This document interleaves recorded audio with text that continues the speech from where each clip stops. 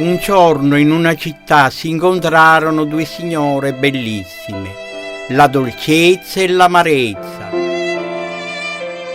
La dolcezza aveva un vestito bellissimo, la sua camicetta era di petali di gelsomino, la sua gonna di petali di rosa, le sue scarpe di petali di margherita.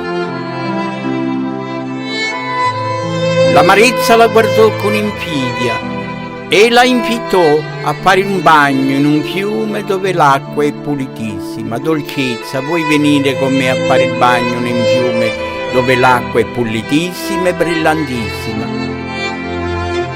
Arrivarono in quel fiume dove l'acqua era pulitissima e brillantissima.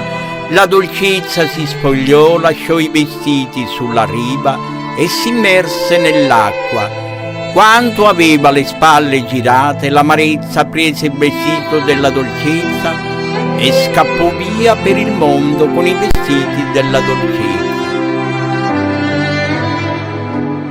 La dolcezza rimase in quel fiume nuda alla vergogna per l'eternità, ma quando la sera i raggi del sole sulle montagne si stanno a cullare e i suoi raggi il mare stanno a carezzare, l'oscurità sta a arrivare, tutte le stelle stanno a apparire. La dolcezza esce dall'acqua e parla agli innamorati di amore e di dolcezza, ma non lasciò mai quel posto per tutta la sua eternità.